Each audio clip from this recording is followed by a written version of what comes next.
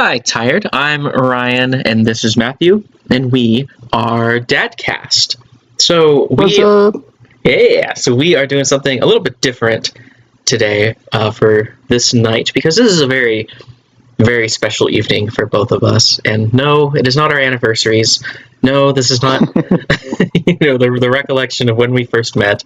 This is a very special anniversary that transcends all other anniversaries. I can't say that with a straight face. No,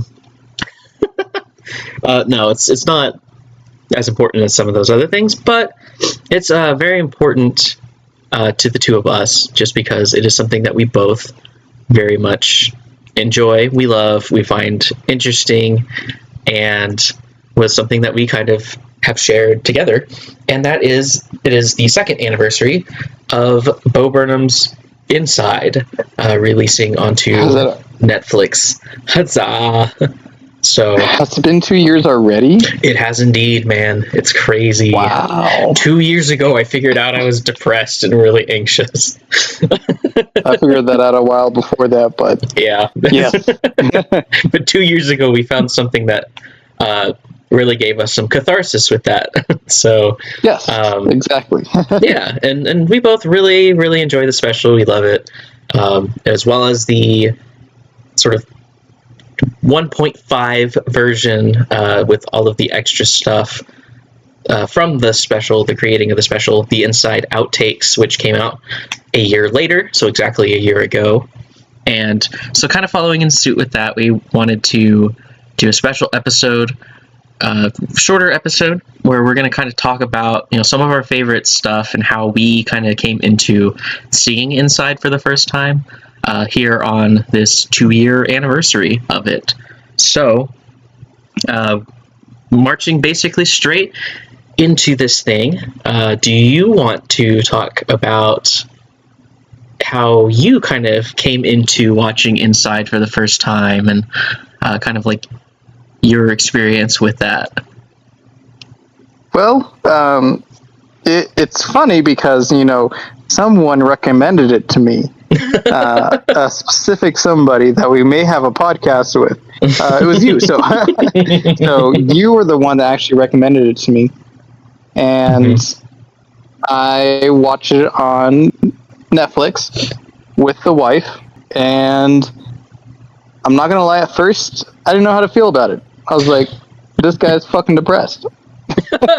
He's got a lot of stuff going on.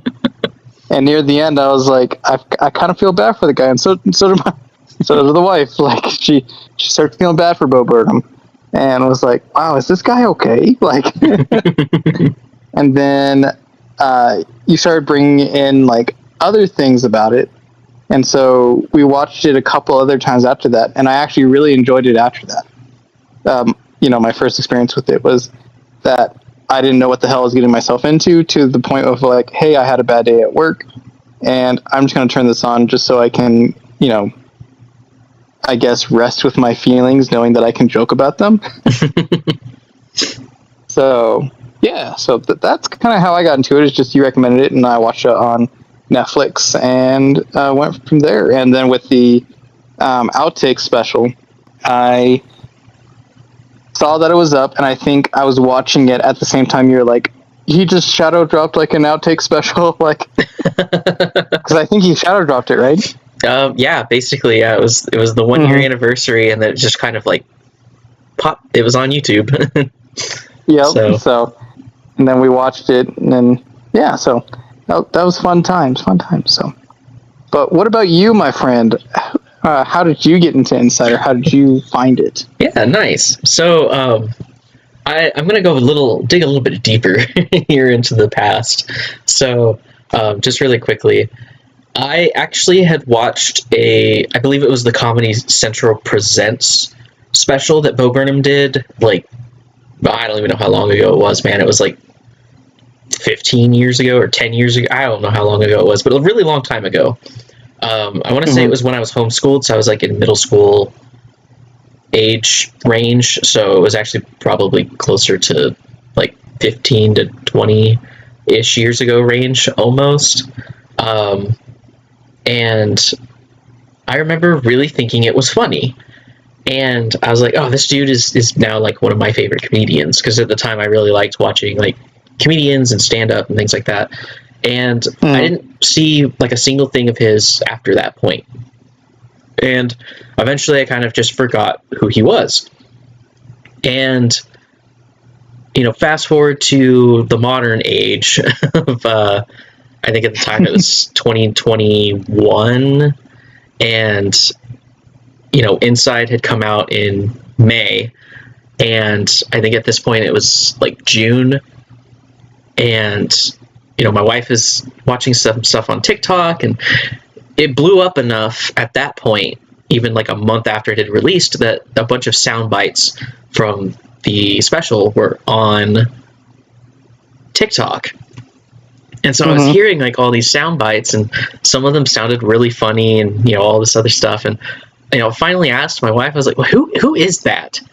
She's like, I don't know. It says down here that it's Bo Burnham, whoever that is. And I was like, I'm going to look this dude up. So I looked him up, and I was like, oh my God, it's that guy. I was like, I loved his comedy.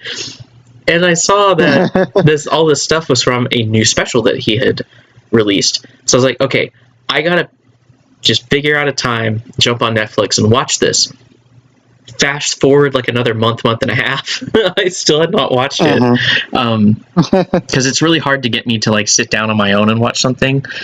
But, you know, I was working as a youth minister at the time, and my wife was also a youth minister, and we took both of our youth groups together on a like charter bus out to Missouri for a weekend conference out there. Well, on the way, the bus ride back, you know, this was like a several hour long bus ride because it was out to Missouri and back. And so on the way back, I eventually kind of decided, I was like, oh, you know what? I've got some extra time. I'm going to watch this while I'm on this bus with a bunch of teenagers for like a religious organizational like thing, which was, in retrospect, probably not the best place to watch this. But I watched it. In certain parts, I was like turning my phone away from like the aisle, because I was like, I don't want anybody seeing like a half naked dude on my screen dancing in his underwear. Right, just like sitting on the toilet, nothing on. Yeah, exactly. And but I remember, you know, I was kind of very similar with my first watch. So, you know, you get through like the first couple of things, and then it gets to comedy, and there's a particular portion in comedy where it goes from being like all melancholy and sad, and he does like that turn towards the camera behind him where he's like, I'm a special kind of white guy. I was instantly like, oh, I'm in for it now. Like, this is gonna be like a thing. I'm gonna experience this. And I finished watching it maybe 5, 10, 15 minutes before we actually got back to where we were dropping off the kids and stuff. And I remember getting off the bus and thinking to myself, I have no idea what the hell I just watched. I don't know how I feel about this. I feel very weird. Like, it was much like what you were talking about. I just witnessed this dude that's obviously going through some stuff. And right. I feel funny having watched this. And that I even looked up, I was like, is this guy even alive? Yeah. Still? Like, did he just pull the plug? Yeah. And I remember, like, there was that whole thing, and then on the drive home, I'm like, kind of, you know, quiet or whatever, my wife is talking to me, and in my brain, I remember just thinking, I gotta watch it again. I have to watch it again. So I watched it again later that night. Also, probably not under the best circumstances, where I was laying in bed, kind of in a fetal position on my side. All the lights were off, like watching it on my phone, like right by my face. And yeah, it was. I thoroughly enjoyed it more, I think, the second time around, because I was able to kind of dive and like think about it and just like let it kind of soak in more than the first time. And I kind of, I think, mentioned or alluded to it a minute ago that it was kind of the moment where I realized, like, hey, I'm going through a lot of stuff too, maybe there's more to it than just, I think it's going to be just over the next hill and I'll be fine. And that part, I think, kind of came with like the couple of scenes before All Eyes on Me and All Eyes on Me, because I was watching that portion and I was basically sitting there in the fetal position, like bawling my eyes out, because like I was literally watching like a representation of what could have been me on the screen. Like that was all of that stuff, the getting frustrated, the crying, the just not being able to, like thinking I wouldn't be able to do it much longer. Like I literally was experiencing all of that stuff. And so it was like I was almost watching myself in this special, and that ultimately kind of like led me on my path of trying to get better, and it's kind of diving into myself and figuring out like, okay, well, what about me? Like what can I do to make things better for me so that I can be present instead of not wanting to be present anymore. And so I have like a deep, profound love and appreciation for this special, because not to sound corny, but it really did change my life, because it kind of opened my eyes to like, you know what, maybe there is something wrong, but it's not wrong to feel that way. Like it's okay to not be okay. Which is huge to realize that. Yeah. Like it's kind of earth shattering, but also good. So I greatly appreciated that. And I still love it to this day. And I will still watch it for the catharsis. Sometimes if I've had a really bad day, I'm like, well, today's an inside day. And I'll watch it to help myself feel better. Like you said, to kind of sit in my feelings. So yeah, that's where I kind of came along in all of this. So with that, nice. We'll kind of carry on to what'll probably be the last little portion of this episode. Like I said, it's gonna be shorter, so yay! Yes. All right, so we're gonna start obviously with the first portion with Inside. So, favorite songs from the special. Like I am pretty sure I loved every single one in there, but there's obviously some that we love more than others, as is, every person is bound to have that. So I'm going to ask you first, which is going to be the recurring theme here, is I'm going to make you do everything first. What was your favorite song from the special? So I have two. However, my number one is actually at the very end. It's the Goodbye song. So it's Goodbye, and I really like it just because it kind of captures the whole entire special into one little song. Like it brings in little parts from different other songs, and it just like hit me on an emotional level. Like, oh, it's all piling up, and this is the like climactic end or whatnot. So. So I like that one. So that was actually one of my favorites. And I relate with that one a lot. The other one, which is kind of a silly one, is How the World Works, which is also tied with Welcome to the Internet. Like those two are bangers. But yes. How the World Works, I think that one hit me pretty good, because it's like, Sesame Street, fun, silly, and all that, and then the sock is like super depressed, and then Bo's playing the like oppressive white guy. Yeah, so that was great. Great. Do you mind me asking really quick? Actually, what was kind of like your reaction when like that song started, first of all, but like specifically when he brought Socko out? Like, what was your reaction to that? When he brought Socko out? Yeah.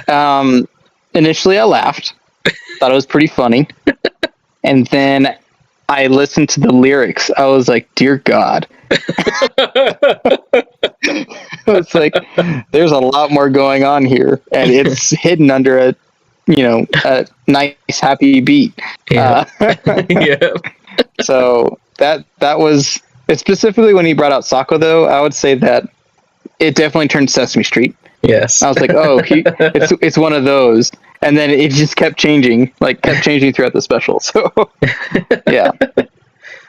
Yeah, that's great. What about you, my friend? Yeah, so obviously I've already alluded to what I would consider like to be my favorite song from the special, which in all honesty I would actually consider just to be my favorite song, period. And that is All Eyes on Me. Like I said, I had a very, I would almost say spiritual reaction to it the second time that I watched it. And it was just so, it's so moving and so raw and real. And I feel like it's a song that most people can relate to.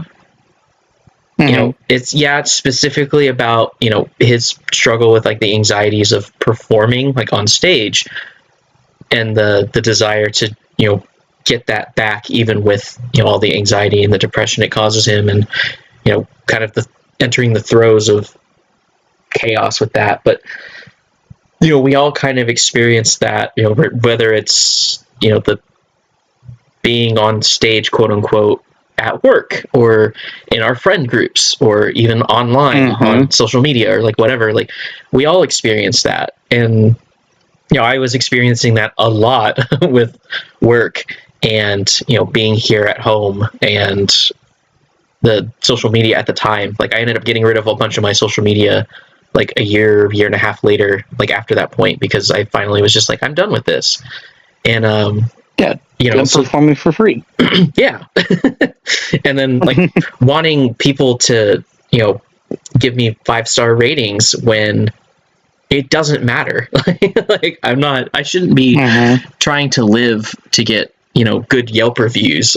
Like, I should be, right. You know, like living to actually enjoy my time with my wife and my kids and my friends and stuff like that. So yeah, so that one's definitely number one for me. I'd have to say number two for me is, it's a bop, man. Like, it is amazing, but at the same time, it is very, very funny, and that is probably Sexting. Because like, the beat is so smooth and it just sounds so good, and like the lyrics are really funny, and even through like the humor of it, like it's really relatable even for people that like haven't sexted, because like it's just the idea of trying to like connect with other human beings through like the internet, or through like, you know, digital messaging and like things like that. You know, like there's so many times I try to have like deep, genuine conversations with people over text, and it just doesn't work. And it leaves you feeling, you know, like he did at the end of the song, where like, you know, he's sitting at home alone. Because his phone died. Yeah. And it's like, you know, not having made like the deep connection like he was wanting to. But, you know, it's all caked in this really amazing sounding and funny song. And if you ever get the chance to listen to like the lo-fi version of the song, dude, it's so good. I'll have to find it. Yeah, like it's lo-fi of sexting. Yes, it's very good. It's very good. But yeah, so that would be my number two, I think, for the original special. So moving on to the outtakes now. Your favorite song from there? Well, that's kind of a hard question, because I do like Inside. I like everything that Inside was, and like the songs and all that. But I felt like I liked Outtake a little bit better. And I'm not sure if that's just a me thing or everyone thing, but I really like the songs and the randomness of it. But if I had to pick exactly one, it'd probably be What the Fuck Is Going On. That is my theme song for my life. So What the Fuck Is Going On, or, you know, otherwise known as WTF IGO, is like my go-to, like, what the hell is going on in my life? Like, everything's falling apart and I don't know what the fuck is happening. And it's just like a nice little jingle. If I had to pick like an actual song though, it's hard, because I like The Future. I like 5 Years. 5 Years is actually a really good one. But Microwave Popcorn is a complete bop. Yes. Like, Microwave Popcorn is so good, and it was so funny, and it's just, you know, really, really chill, and just you're trying to make microwave popcorn and then burn it and then find out there's actually a button for it. Like, I don't know why he didn't add that in the original song, but that I still think of that every single time I make microwave popcorn now. Yep, so. and I bet anybody that's ever heard that song, because I know I do it, and from the sounds of it, you probably do it. If you're ever making popcorn and you're standing there while it's popping, I guarantee you, like 10 times out of 10, you're gonna start singing to yourself, trying to make microwave popcorn. Yes, and that's just every time. Inevitable. It's inevitable. Every time, yes. Yep. Yeah. I think an honorable mention, though, I think I need to add on here before we ask you about what your favorite is, Spider, because yeah, I think we can all relate with Spider. Yep. And actually been in that spot. Like, I'm not fucking scared of you. Where'd you go? Oh my god! I had a spider that it was like a big old bitch too, that somehow it crawled behind the side mirror by my driver door. Mm-hmm. In my car, and it might still live there. I don't know. It crawled in there and I never saw it again. So I'm always afraid I'm gonna open the door and it's gonna make its way into my car. So yeah, 100%, man. Totally. So for me, those are mine. So what about you, my friend? Yeah, so for me, I'm actually gonna do kind of something similar to you that you did. So what the fuck is going on? For some reason, I did not recall that was a thing. I do literally the same thing with that you do. And it probably would have been my number one had I thought about it. But there's another song that's a shorter song in the special that I just will randomly just start belting it out of nowhere, constantly. Oh, let's hear it. And whenever you come down to Oklahoma, you'll probably hear me just randomly walk into a room singing it all the time. And that is Bezos 4. So the one where he's in the shadows in the ghillie suit, and it's I'm sticking with Jeffrey. I all the time Jeff. I'll randomly just walk into a room and just I'm sticking with Jeffrey Preston Bezos. And I don't know what it does. The fact that it nails the love ballad sound perfectly, and it being about Jeffrey Bezos is just the funniest freaking thing to me in my life right now, and I love it. And but to pick a more full length kind of song, I'm gonna pick the other song that was not directly in the special but was a part of the album, and that's 1985. Oh yes. It is also such a bop, and it's just really, really funny. The whole thing of I'm a white guy now, but I wish I was a white guy in 1985, because things were so easy. And then, well, maybe it wasn't easy for every white guy. I think I just want to be my dad from 1985, because he had it easy. And I remember specifically when Michaela heard that and listened to the lyrics and all that. She was like, "Oh, that's Bo Burnham's dad's name. He picked such a boring name for his own boring self name." She was commenting on how boring both their names were. Yep. Scott Burnham named his son Robert. Ooh. Right. I can see why he goes by Bo now. Yes. Boo is the sign of approval too. Yeah, exactly. Yeah. So I think those are all some pretty solid song choices. But we both know there's more to the specials than just Bo's genius lyric writing and his genius musical talent, but he also does some really, really great sketch comedy bits in both Inside and the Outtakes. So going back to Inside one more time, what was your favorite like sketch from Inside? It's hard because like a lot of the sketches I kind of identify with like the songs, and I would say the two that stand out the most to me is Video Game, where he's playing like himself in a room. He's like, oh, okay, like he just has to cry here 4 times or whatnot.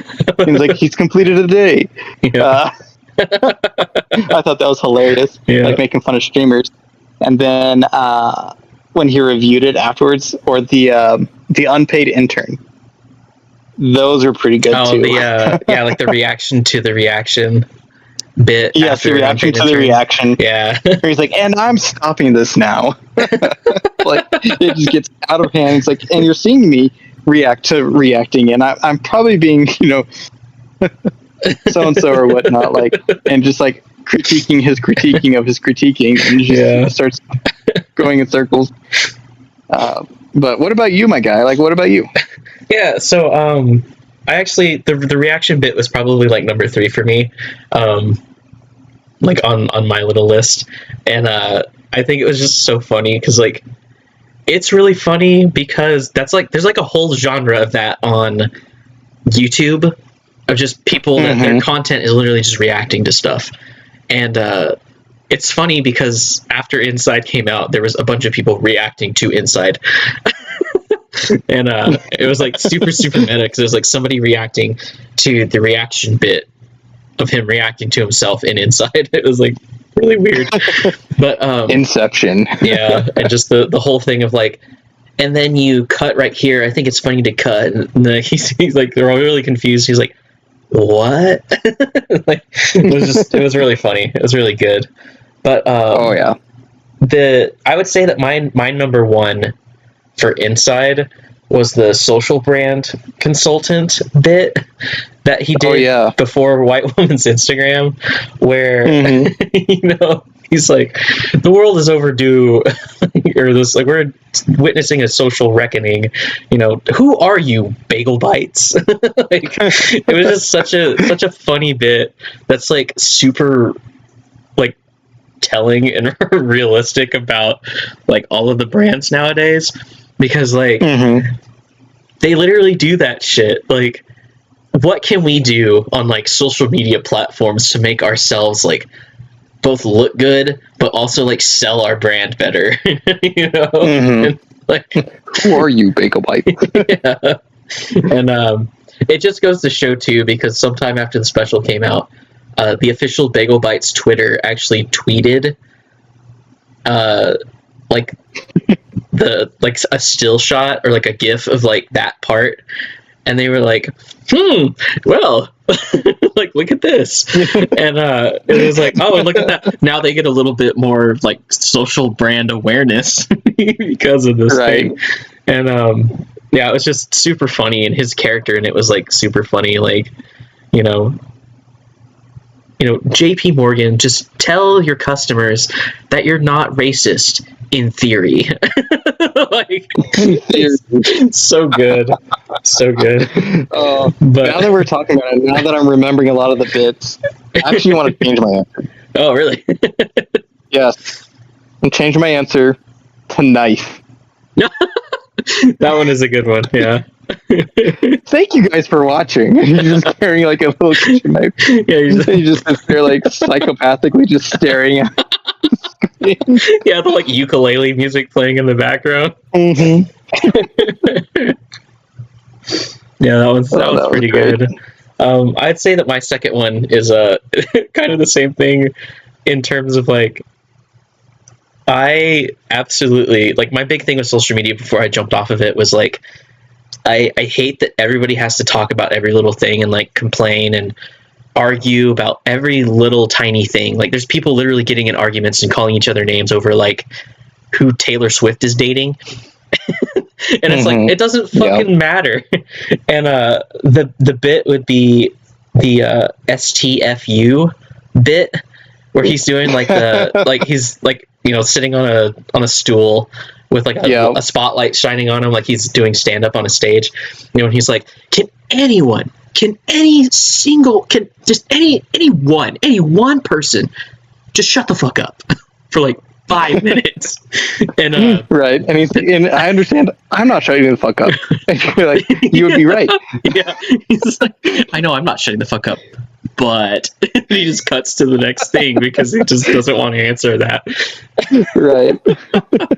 And it's like, dude, I feel that on such a personal level of like, I would stay on my soapbox and just join everybody on like not shutting up, just to tell them that they should shut up. Like,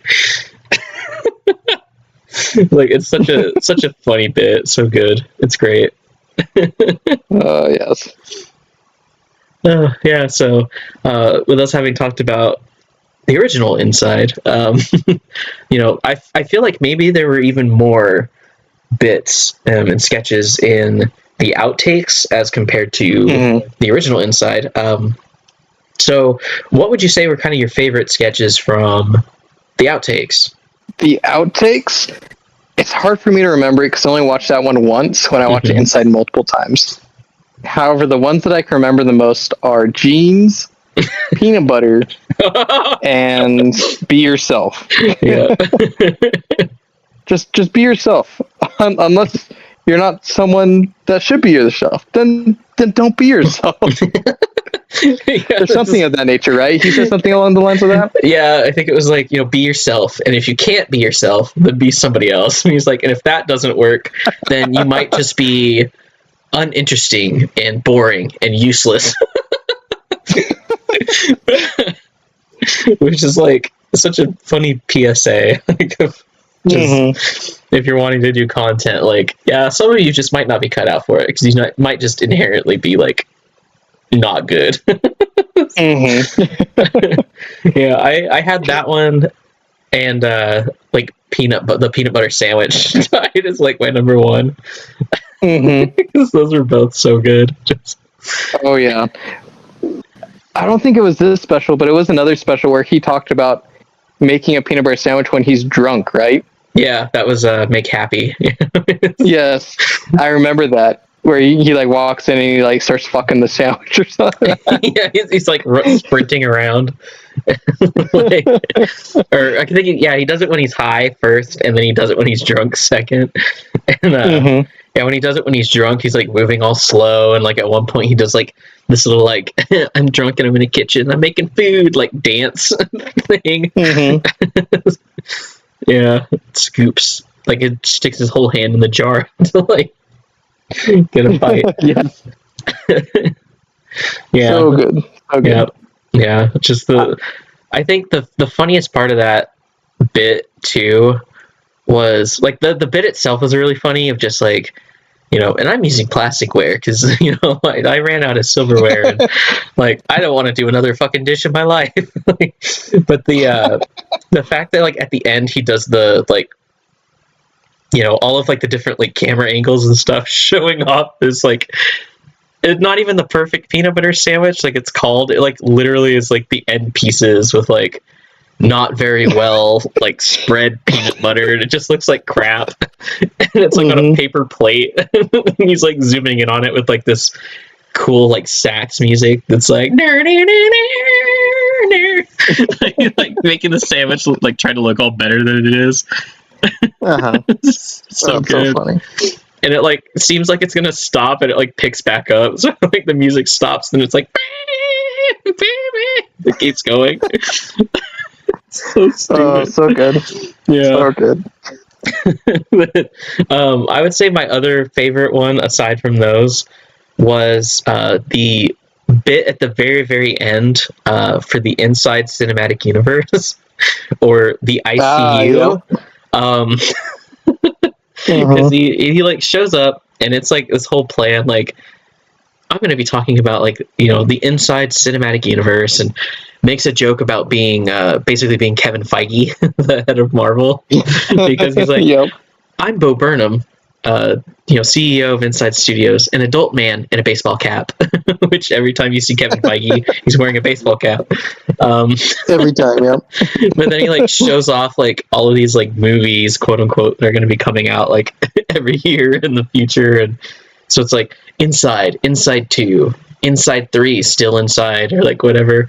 But there's like some really, really good ones too, like Back to the Inside. yeah, there's like Socko, an Inside story, like that's supposed to be like Solo, a Star Wars story. There's Bezos' Quantum Prophecy, like